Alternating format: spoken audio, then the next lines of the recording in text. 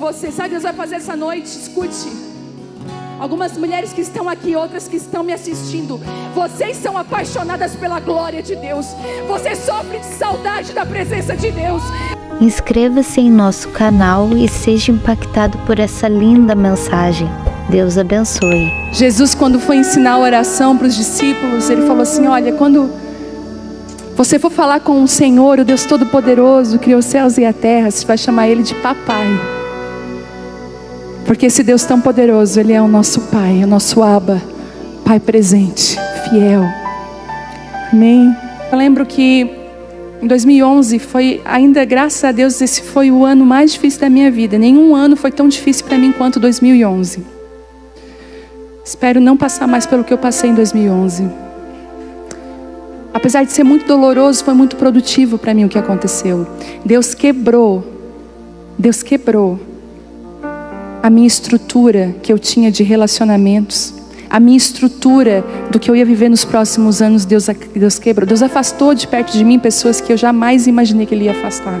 Pessoas que eu era dependente emocionalmente. Me entende?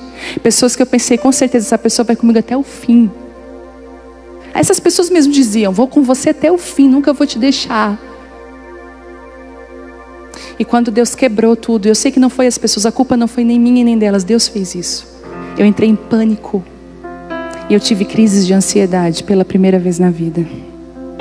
Eu lembro que era 6 da tarde, 5h30, 6 da tarde, eu olhava pelo vitrô da janela da minha casa. Quando isso começava a escurecer, todos os medos que existem dentro do inferno pulavam para dentro da minha mente, dentro da minha casa. E eu começava a ter crises de pânico terríveis, de coração disparar, sensação de desmaio, tudo que você pode imaginar. E eu fiquei com muita vergonha, porque a gente já era crente, já pastoreava. Como que isso? Como que eu vou explicar para as pessoas que eu estou com síndrome do pânico? E eu lembro que depois que eu vi que a coisa ficou feia mesmo, eu chamei o Telmo, falei: Telmo, eu estou muito mal.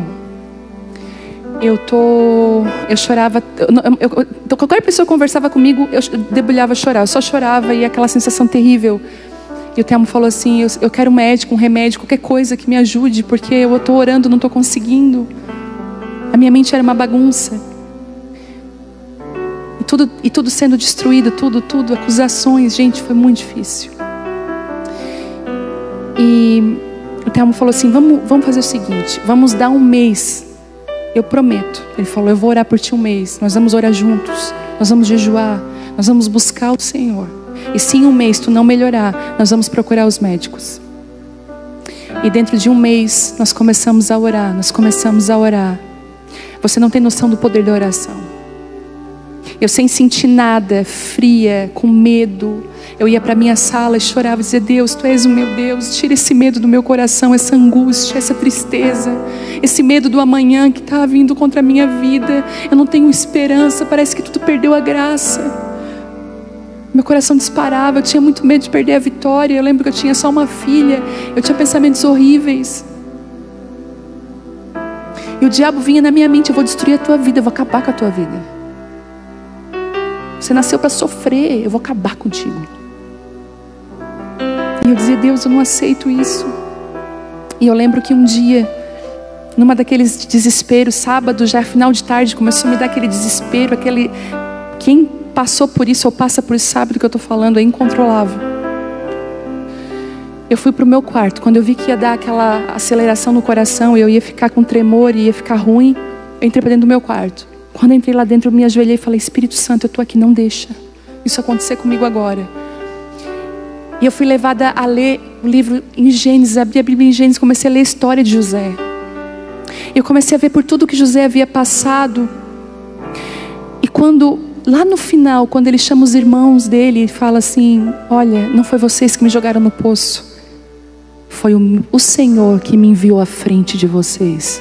Naquela hora, escamas caíram dos meus olhos. A ansiedade, ela foi totalmente arrancada. O medo foi arrancado do meu coração. E eu entrei num lugar de propósito e confiança em Deus. Onde Ele me disse assim: não foram as pessoas, fui eu. Eu estou te enviando à frente. Você olha o poço, mas eu olho uma aceleração para o teu chamado. Você olha um poço fundo e escuro, eu estou botando o pé no acelerador daquilo que eu quero fazer na tua vida. Eu saí daquele quarto curada. E eu vou falar um pouco sobre isso hoje, porque nós temos muitas pessoas na nossa família. Meu irmão teve crise de ansiedade. Outro dia, eu vou falar isso, poucas pessoas sabem, mas a Isabela teve crise de ansiedade. Minha filha de 6 anos. Fui para o hospital com ela, o coração disparado, com tremor, gelada. Cheguei lá no hospital, mãe, isso aqui é uma crise de ansiedade. Vocês lembram que ano passado teve aquele assalto aqui em Criciúma? Foi muito traumático, e nós estávamos dentro da linha de fogo deles. O nosso apartamento era muito próximo ao banco. Nós ficamos no corredor do apartamento, com colchões no chão, tudo apagado. E eu passei muito medo. E a Bela viu tudo isso, ela ficou com muito medo. E graças a Deus ela está livre também. Graças a Deus, nós entramos em oração, começamos a trabalhar no coração dela. E não é somente, gente, uma doença que está aí, que a ansiedade não é só isso, gente. É um espírito também, um espírito de medo. Dentro de toda essa pandemia, como nós vimos isso, um espírito de medo se instalando, um espírito de medo querendo roubar a alegria, querendo roubar tantas coisas. Vamos lá, Mateus 6, e o versículo é o 25, que diz assim: por isso eu lhe digo, que não se preocupem com a vida diária. Algumas palavras, por isso que eu digo, não andeis ansiosos. Se terão o suficiente para comer, beber ou vestir. A vida não é mais que comida, e o corpo não é mais que a roupa. Observem os pássaros. Eles não plantam, nem colhem, nem guardam alimento em seus celeiros, pois seu Pai Celestial os alimenta. Acaso vocês não são muito mais valiosos do que os pássaros? Qual de vocês, por mais preocupado que esteja, pode acrescentar ao menos 1 hora à sua vida? E por que se preocupar com as roupas? Observem como crescem os lírios do campo. Eles não trabalham, nem fazem roupas. E no entanto, nem Salomão, em toda a sua glória, se vestiu como eles. E se Deus veste com tamanha beleza as flores silvestres que hoje estão aqui e amanhã são lançadas ao fogo, não será muito mais generoso com vocês, gente de pequena fé? Portanto, não se preocupem dizendo: o que vamos comer? O que vamos beber? O que vamos vestir? Essas coisas ocupam o pensamento dos pagãos. Mas seu Pai Celestial já sabe do que você precisa. Busquem em primeiro lugar o reino de Deus e a sua justiça, e todas essas coisas lhes serão dadas. Portanto, não se preocupem com o amanhã, pois o amanhã trará suas próprias inquietações. Basta hoje os problemas desse dia. Não foi Paulo, não foi Pedro, não foi Tiago, isso aqui foi Jesus que falou. Quem aí tem a Bíblia onde as palavras de Jesus estão em vermelho? Estou doida por uma Bíblia dessa. Eu estava orando e veio muito forte no meu coração: atente para as minhas palavras.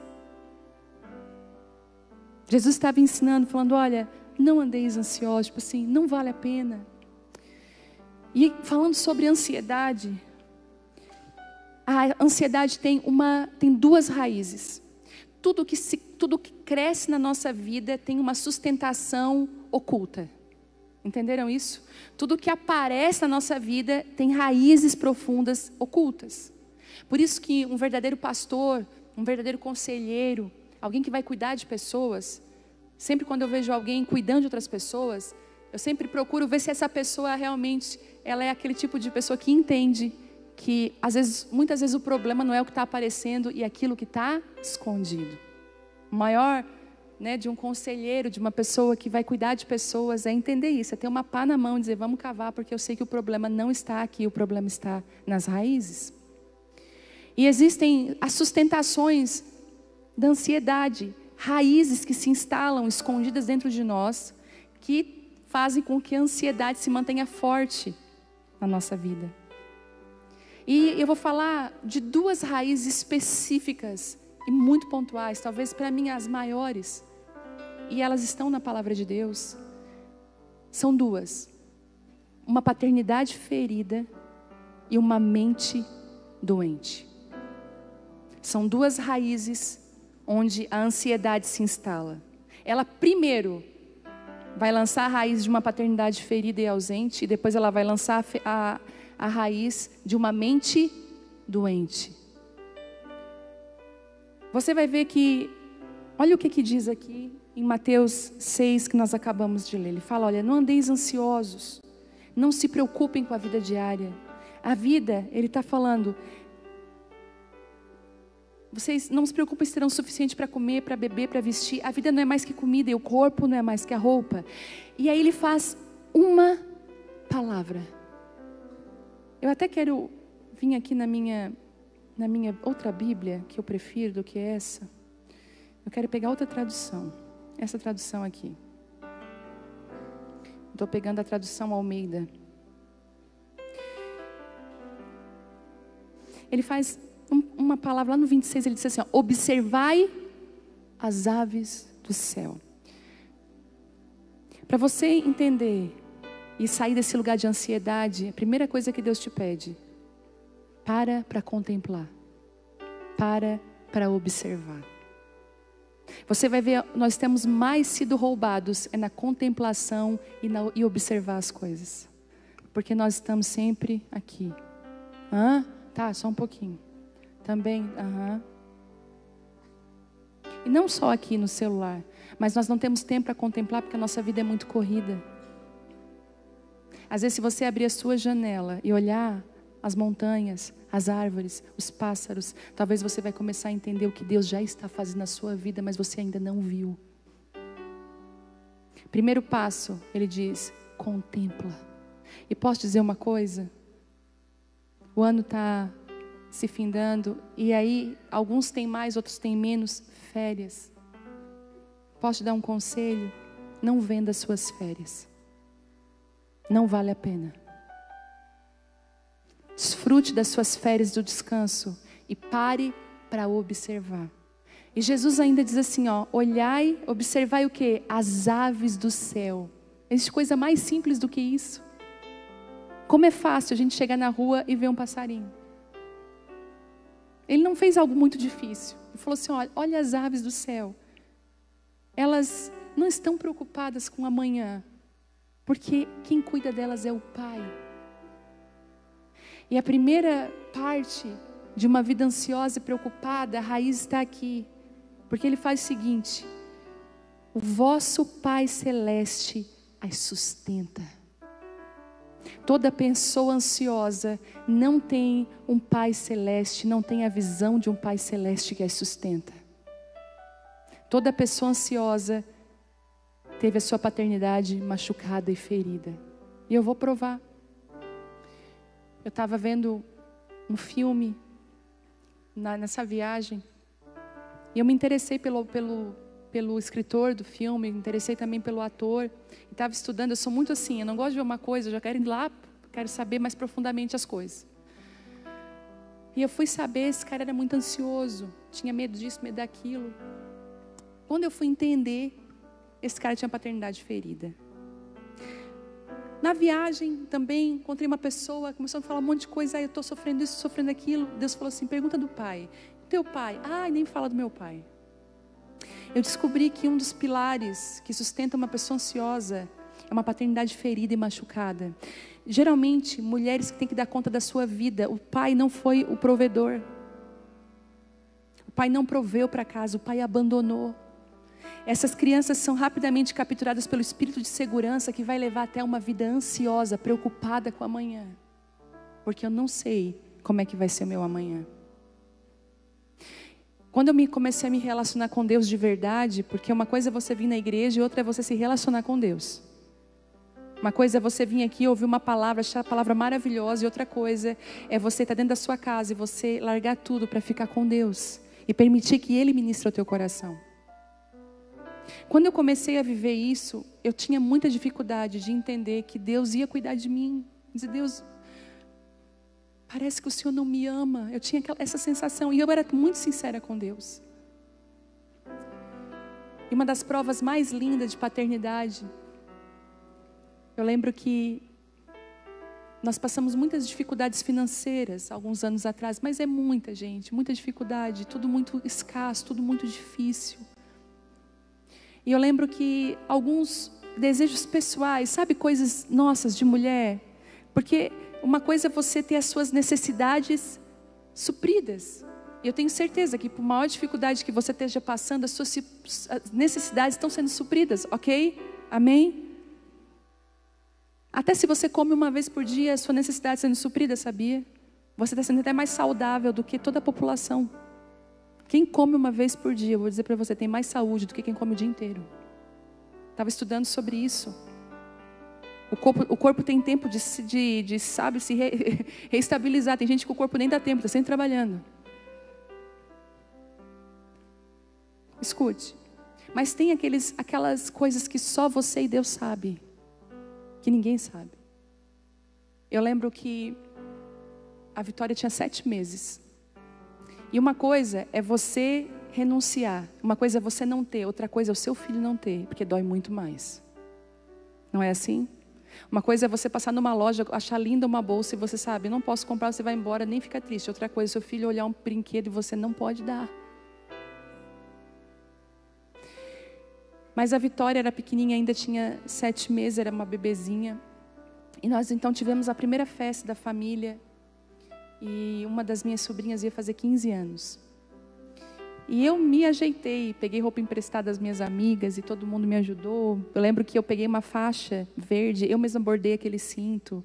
Aquela coisa que eu digo assim, que esses momentos de dificuldade, eles liberam para nós criatividade. É maravilhoso. Hoje eu desfruto de coisas que eu aprendi no meu tempo difícil. Como Deus me habilitou naqueles dias. Fazer a unha, me virava. Só que quando chegou na Vitória, e a gente não tinha condições de comprar um vestido para ela, eu queria muito que ela fosse de vestido nessa festa. E eu lembro que naquele dia mesmo, eu queria comer um chocolate, nós não tínhamos dinheiro para comprar chocolate. Eu falei, Telmo, deixa um dinheiro, porque talvez eu vá depois comprar um chocolate. Ele falou, não temos dinheiro. Daí eu falei, nada? Ele falou, o que nós vamos comer é o que está aí para o mês, mas nós não temos condições. Eu falei, tá. E eu havia decidido ficar em casa para cuidar dela, não trabalhar. Naquele dia eu pensei, eu vou trabalhar. Mas Deus falava, fica com ela.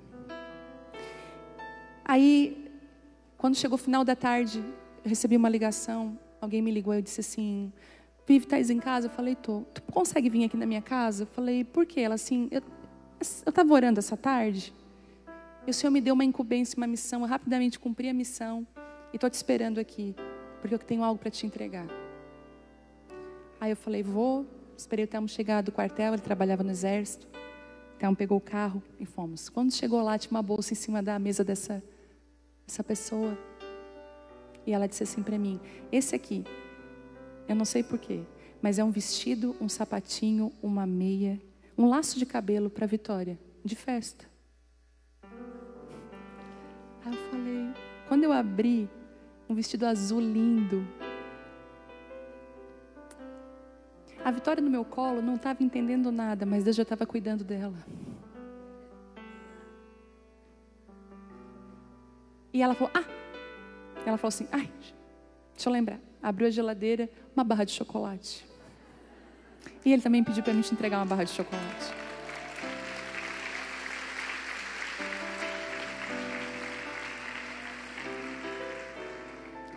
Eu quero dizer para você que o seu pai cuida de você. Mas a gente não deixa. Porque a minha vontade era chegar numa loja, fazer em 12 vezes um vestido. Não é assim? Vou me virar. E muitas vezes as dificuldades que nós enfrentamos são convites do Pai Celestial para desfrutarmos do cuidado e do amor dele pelas nossas vidas. Mas a gente anda ansioso porque a gente não consegue confiar que o nosso Deus vai cuidar dos detalhes da nossa vida.